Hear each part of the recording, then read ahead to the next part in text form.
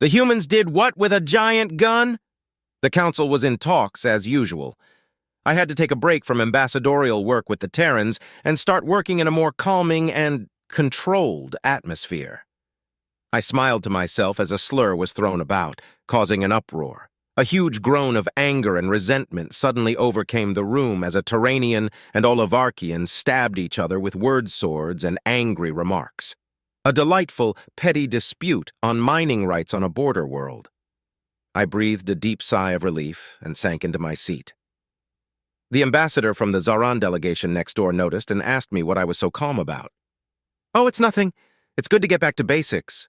Petty squabbles, childish bullying, silly conflicts, it never goes anywhere. It's just so relaxing," I said proudly. "You find this idiotic nonsense relaxing.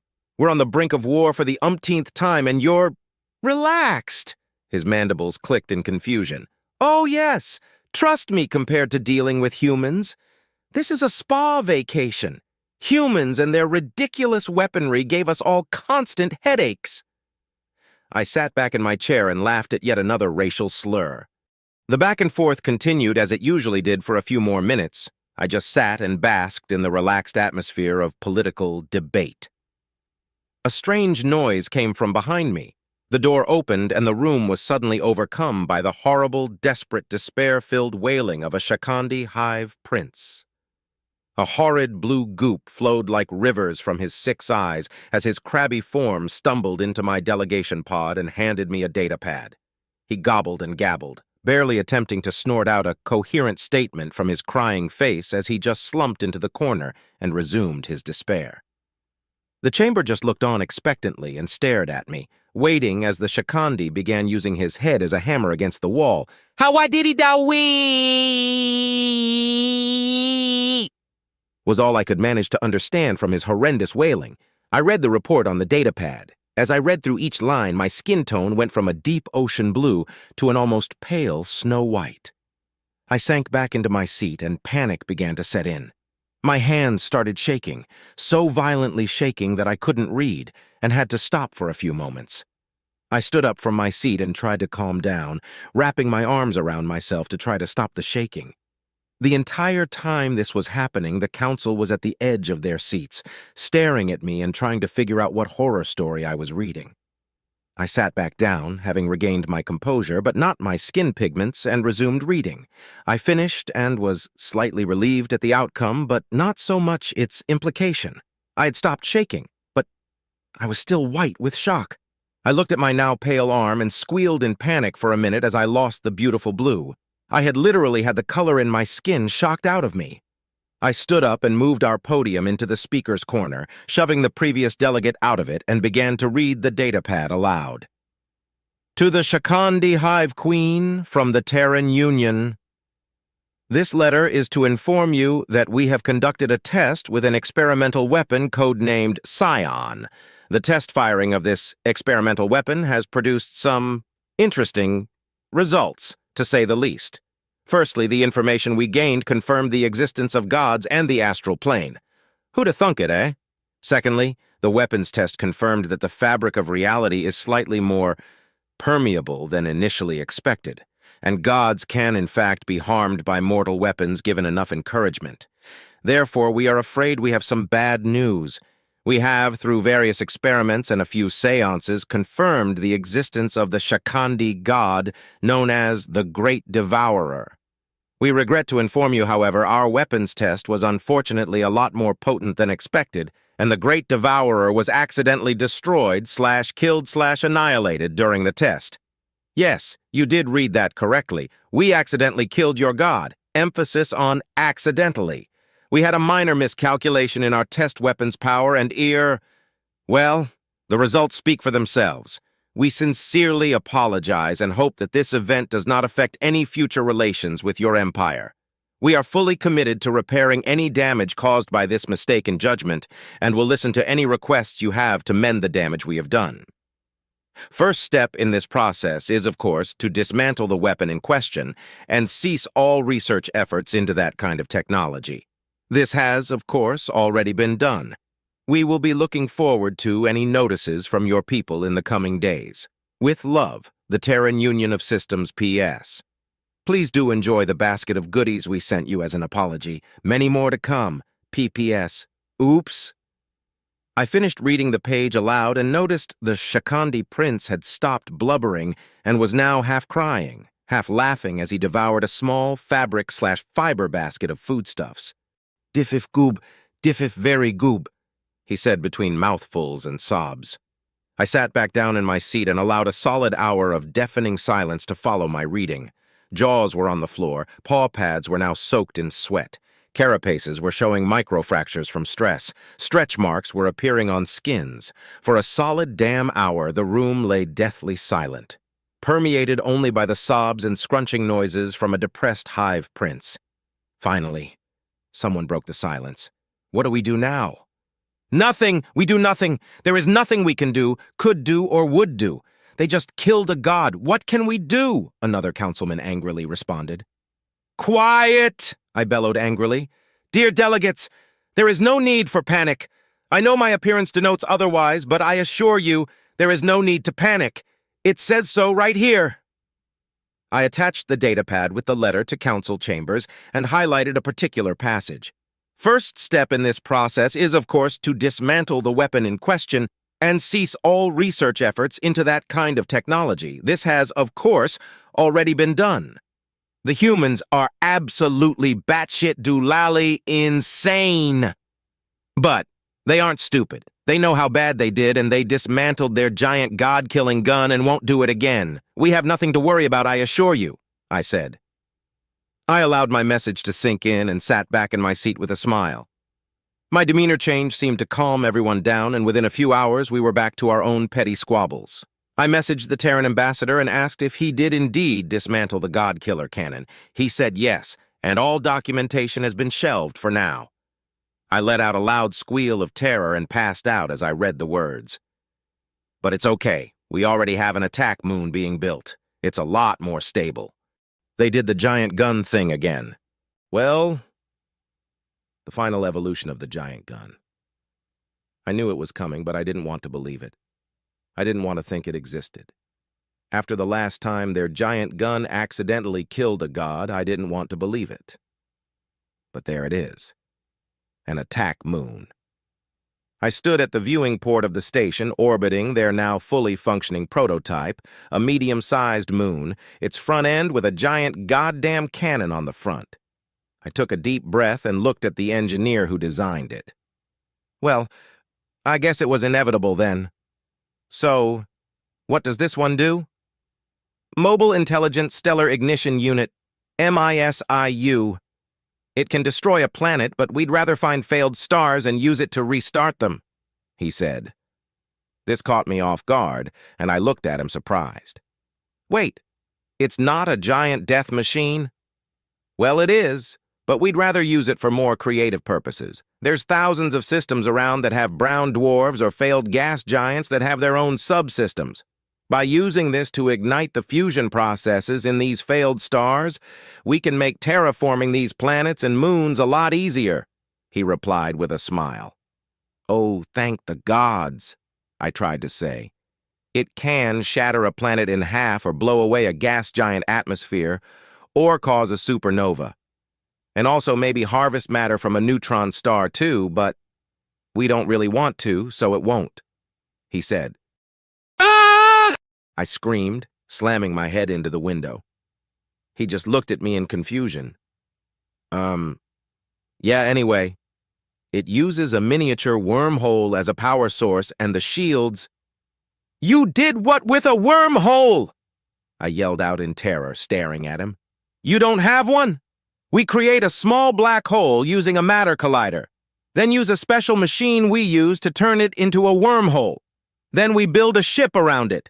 The wormhole is calibrated juiced, so we can effectively use it as a supply depot, as well as the ship's power plant. Even so, the planet itself has farms, factories, and everything else. It's fully self-sustaining, he simply said.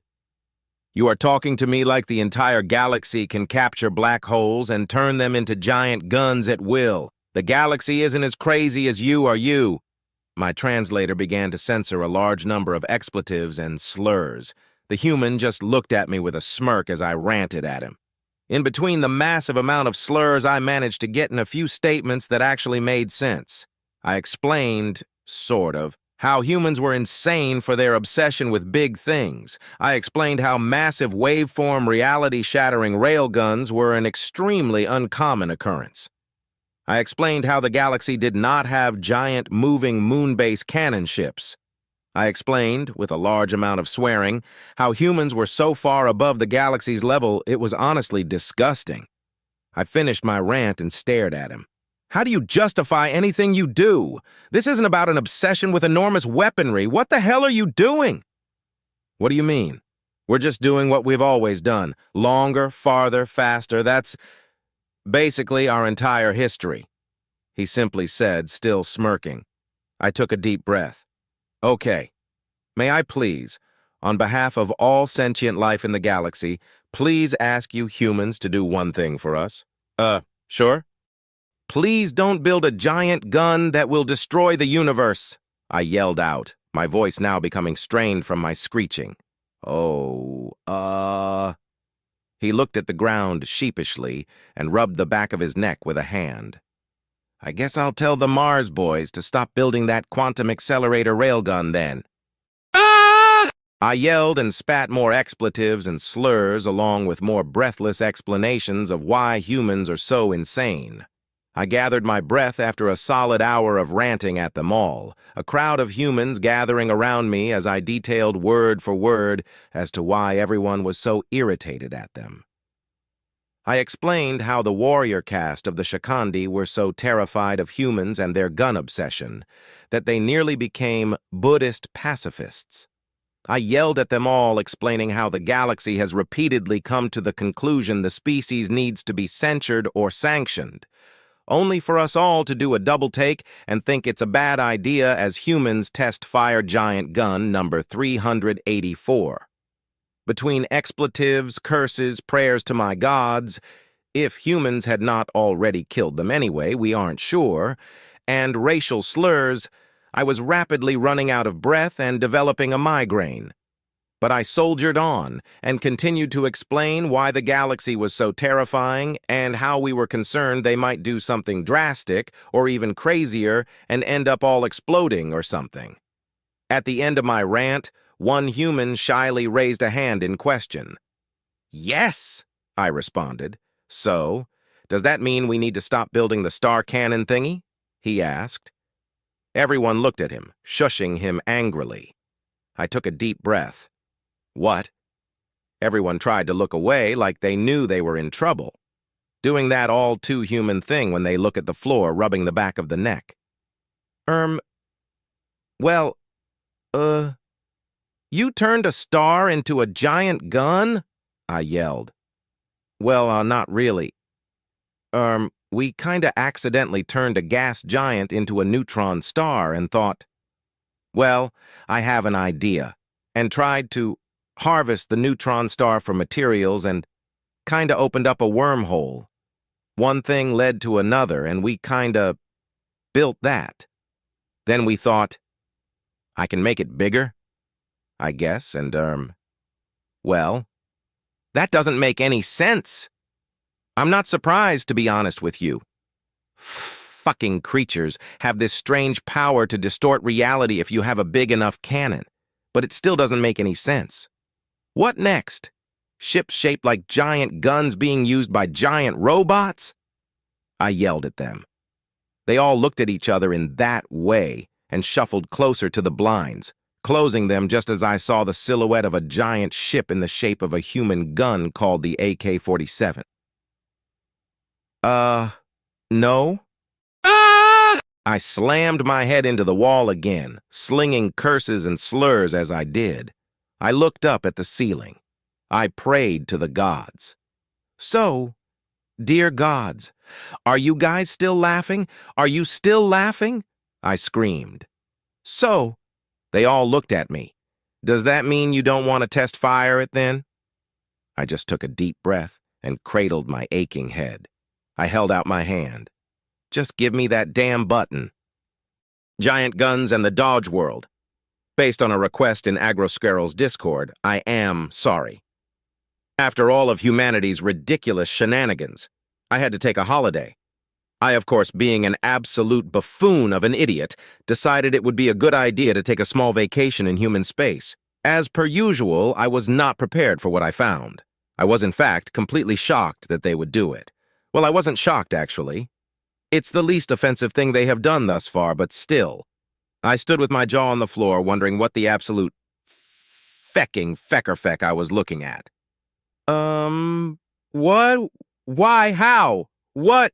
Isn't it just the cutest damn thing you ever saw? It's just so cute, even the tail wags, the engineer next to me said as he proudly chugged a beer. Well, at least it's not a giant gun. But still, why does this exist? I asked. We were performing tests with quantum weave tech for a Dyson Sphere project, and I screamed into the god's ears and slammed my already aching head into the wall. You okay, dude? No! Dyson Sphere! Dyson Sphere! I had to stop and take a deep breath. Okay? You were saying? Okay, then. We were trying to use quantum weave tech to use as active tethers to, fit it all together instead of a giant web or something, just to see if we could do it. You know, save time and resources. We used that there, and recalibrated the main cannon into a quantum wave generator. Ooh, so it was a giant gun! I yelled expletives and slurs again, reaching my limit for the umpteenth time as humanity's giant gun shenanigans did something else ridiculous. I was rudely interrupted in my tirade by a human hand swatting me across the face. Please stop using racial slurs. It is extraordinarily rude. He glared at me. Sorry, I responded meekly, rubbing my sore face. Now, the idea was to use the quantum weave generator to sort of fashion gravity tethers to assemble the sphere and keep everything together cheap, fast, and effective. What actually happened was, we created, temporarily anyway, the cutest thing ever, Dodge World, he said. Well, it was cute, I suppose. The quantum distortion somehow caused an entire planet to transform itself into a kind of dog, planet, thing. A large, bulbous body with 4 tiny little stubby legs on the South Pole, a large, happy-smiling dog face on the eastern side, 2 large ears sticking out of the North Pole, and a large western tail with the entire planet being made of fluffy, furry doggy. A planet that is a Shiba Inu. That's the most ridiculous thing I've ever seen, but I will admit it is cute. How long will this last? I asked. Only about another hour, but I'd recommend we take advantage of this, he said, pressing some buttons. They presented a very small version of their attack moons, painted yellow with strange markings. The planet's tail began wagging fervently, and it nipped and pawed at the moon, rocketing around it. Even in the maw of space, I could hear the happy barking and cute yelping as it played. Down! Look at him so cute, he want the ball, he said like an overly excited toddler. I'm not sure if this is cruelty or genius. Is it both? Or is it something far worse than either? I held my head in my hands for a few minutes, listening to his childish giggling. Okay, fine. Can he do a flip? I asked, wanting to see what Doge World could do. The reason they built giant guns. They demanded we all be here, as many of us as possible. This was the single largest ship gathering in galactic history, and it was all due to the humans demanding we be here. Nobody refused after all. Humanity and its stupid gun obsession had all of us too terrified to ever say no. We had begun to fear them more than anything else, but thankfully they were benevolent and let us do our own thing. It didn't mean we weren't terrified of them. When they commanded us to jump, we asked how high. I am no longer surprised. My colleagues are crying, sobbing, squealing, and sweating at the sight of humanity's military might on display. Thousands of massive warships swarming the local star. It was a thing known as a neutron star, one of the galaxy's most dangerous and rare sights, and this thing was on the edge of human space. The galactic fleet sat in contemplative silence, 20,000 ships from every race in the known galaxy all gathered at the edge of the system, too scared to get close. Why did they call us here? This is terrifying. one ambassador behind me said. I have no idea, but they have giant guns and a neutron star. I can't say I'm not scared, I replied calmly. At that moment, our answer arrived. A fleet of new ships, ones we had never seen before, suddenly appeared in the system. We all gasped in shock at the sight. It was a full fleet of council ships, one from each race. They were all of a similar hull design, a large vertical star-like ship with a centrally mounted giant gun, simply painted or decorated in the color of its representative member. The surrounding warships dwarfed them, of course, but these ones were very much out of place. All 33 of them slowly made their way towards the star. We sat awestruck as they each surrounded the star in close proximity and perfect pattern surrounding the star. It was amazing how the ships were still functioning, being so close to such a dangerous entity. They began a perfectly synchronized dance around the star, each one trying to perfectly jockey for position on the star's volatile and constantly shifting surface. I began to cry as I watched the dance unfold before me. We had dreamed of this for millennia, been given plans and instructions from our gods for centuries to perform this ritual, but had never acquired the tech or resources to do it. I dropped to my knees and sobbed as I recognized one of the giant guns mounted on the ship. Quantum wave cannons. We had made countless abstract designs of it over the centuries, but had never had the reason or strength to ever deploy them. I was half ecstatic with glee, half disappointed. In between sobs of happiness and frustration, I blurted out racial slurs and swear words. Why did it have to be giant guns? Why the giant guns? The cannons began their firing sequence as the dance around the star accelerated to ridiculous speeds. Each ship perfectly synchronized with a gravity tether to its fellows, maintaining a perfect distance to it and the star. Others around me started to ask why I was so distressed, trying to find out what was going on as every Saronian in the assembled fleet dropped to their knees in prayer. The weapons began to fire, blasts of blindingly beautiful light emitting from each ship in perfect synchronization. The microsecond the beams hit the star, it destabilized, the surface starting to bubble as if it were boiling. The star warped and twisted, bending its surface into a million different warped shapes in seconds as the beam cannons forced it to remain in a shield. The ships moved towards the star, converging ever closer and closer to each other. They got close enough, combining each other's hulls into a singular shell to surround the star. A blinding flash of light erupted, and in the blink of an eye, the entire star system vanished, replaced by a rapidly expanding portal into paradise. The vision through the bubble now present in the star system, that of a giant galaxy-sized tree, a garden of paradise. I looked through it, seeing the faces of our gods on leaves and branches. The entirety of the human fleet surrounding it vanished in a microsecond. "All engines full! Forward to glory!" I commanded, shouting to the crew to charge forward. The bubble stopped expanding as it hit the edge of the star system. The planet on its bare edge began to disintegrate in a brilliantly beautiful display of destruction as it tore itself apart piece by piece, vanishing into the bubble. I felt my entire being warp and twist. A brilliant feeling of calm and ecstasy overwhelmed me as we all entered paradise together. Humanity and its obsession with giant guns had caused the entire galaxy to ascend to godhood. "So this one is, galaxy number? What now, 29? A human called Martin said, peering from his office desk. "Yeah, 29. This one was a lot easier than the one before that. Holy crap, that galaxy was a pain," a human called Jessica said as she typed away at her computer screen. "Did we have to do the Garand again? Or hell, even the MG-42? Did we really?" Martin asked. "You can't go wrong with the classics, man. You gotta admit that alien that was there, his responses were hilarious," Martin replied with a chuckle. "Oh yeah, the time he was there to witness the wave motion gun thing, that was hilarious. And the way his skin turned like Snow White that time." The group laughed. "Yeah, that reminds me, did we send a gift basket to the Devourer?" "I can't remember," Jessica asked. "We did. We gave him some new followers in a new galaxy and he was okay with it," Martin said. A third human, Paul, stood from his desk and pressed buttons on a remote. The background around them changed to the sight of a galaxy, then another, flipping between various galaxy sizes and shapes. "So shall we try a supermassive this time?" Hardcore mode, or do we want to try an easy one? Well, I don't know. What if we...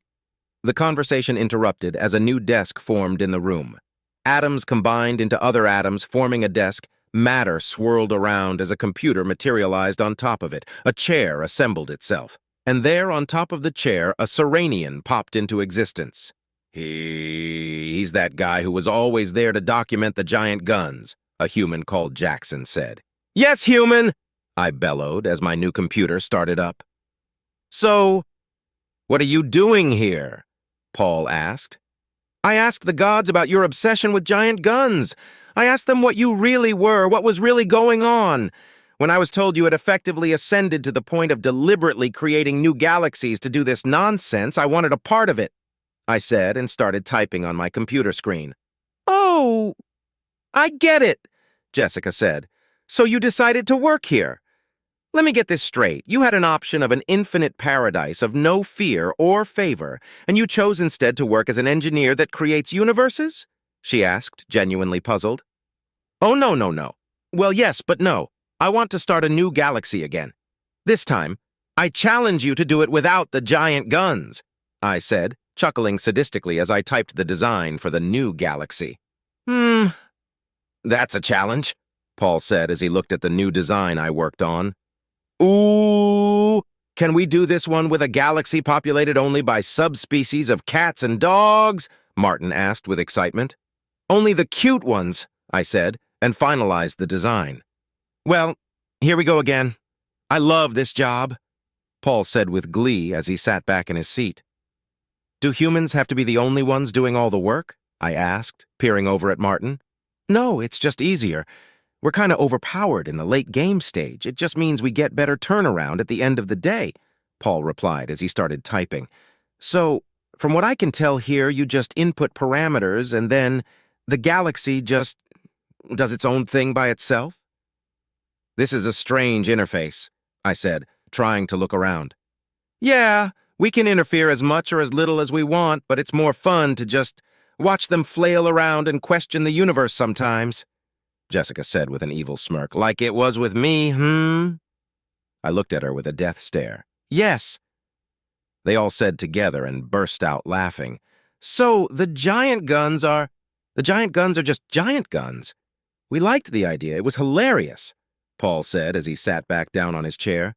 We do, however, build the Garand nearly every time. There's just something about that sexy ping, Jessica said with a smirk. And the giant Doge planet? I asked, referring to the time the humans morphed an entire world into a giant doggo. A happy accident. We put that doggo in a more reasonable position and he's living life comfortably now. We're not completely irresponsible after all, it's why this job exists. Someone has to have the delete key handy. Martin smirked at me from behind his desk. We learned pretty fast after the first few galaxies we built that humans were a bit overpowered. So we have to have this job in place so they don't obliterate everything out of anger. Again, Jessica stated and resumed typing. So, does that mean we are excluding them this time? I asked. Well, we can, but not this time. A galaxy full of floof and you think we aren't going to be in it? Now that's insane, Paul replied. Fair point, I said, and finalized some details before hitting the start button. The entire galaxy, the Milky Way, once again swirled into view. The cycle started anew.